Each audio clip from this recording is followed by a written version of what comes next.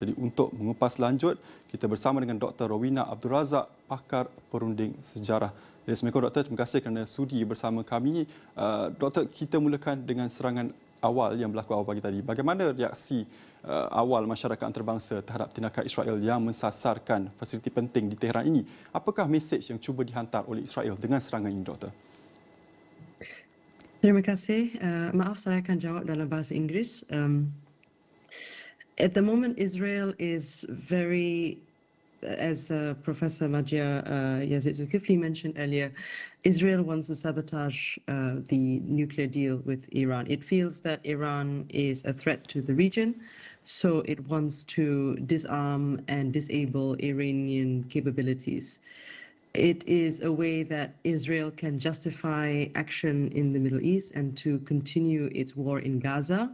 There is a link between the action in Iran and the action in Gaza as well. Baik, Doktor, pihak Iran juga telah menyatakan secara terbuka bahawa mereka akan memberi tindak balas yang tegas dan muktamad. Dalam konteks ini, Doktor, apa sebenarnya yang boleh kita jangkakan dalam masa yang terdekat ini? Iran has taken a very big hit. It would be unusual for it not to retaliate. Everyone is trying to ask Iran to act cautiously, and it should. But at the same time, it cannot do nothing.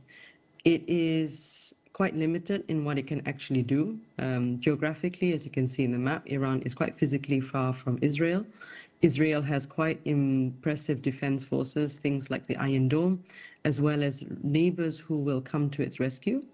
But what Iran can actually do is it can retaliate in the same way, and it has indicated it will do the same, so targeting Israeli military facilities in Israel, but it might also target Israeli allies in the region, namely the United States in the Persian Gulf. This is also a possibility, and it has sort of indicated that it might do so. It could also retaliate in a way that it says that it will, but it actually won't, because they have the nuclear deal still on the table and may not want to jeopardize that. So we might see a very careful and measured response from Iran, but we will only know in the next few days.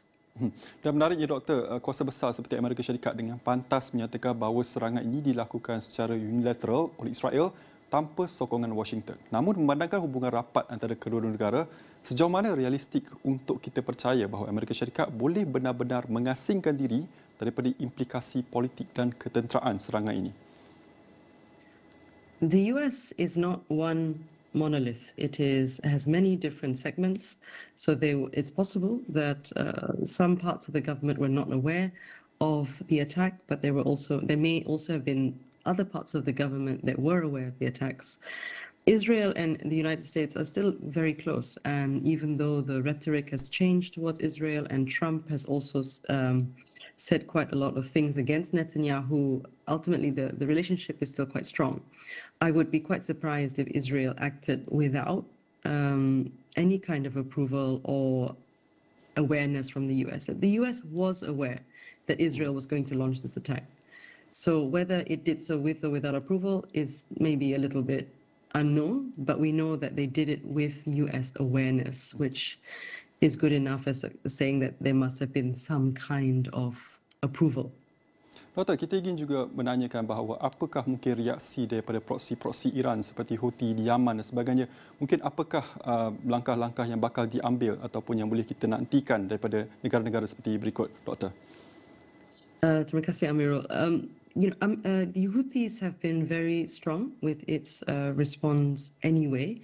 Even in the past, it has shown that it is not afraid of reacting to Israel. So it's possible that Iran might also go that route and rely on the Houthis to continue attacks, but it will not be substantial. The Houthis are still also quite limited in what they can do. They've also been severely weakened in a lot of military operations against them in Yemen. So even if they do respond, it will be quite limited. Dan bagaimana pula, Doktor, dengan negara-negara teluk seperti kuasa besar seperti Arab Saudi? Bagaimana mereka melihat situasi ini, ketegangan di antara Israel dan Iran pula? Bagaimana mereka mampu ataupun untuk menenangkan keadaan di rantau ini yang sedang bergolak, Doktor? It's possible we'll see a lot of these countries will condemn the attack. They don't want to destabilize the region. Saudi and Iranian relations have been improving over the last couple of months. And I think we probably will see Saudi Arabia not very happy with this development. But we must also remember that a lot of the countries in the Gulf states, in the Gulf, have fairly good relations with Israel and not very good relations with Iran. Even though whatever their private feelings may be, these countries in the Persian Gulf do not want to destabilize the region. So I think there will be a lot of condemnation, or at least abstaining from any kind of reaction.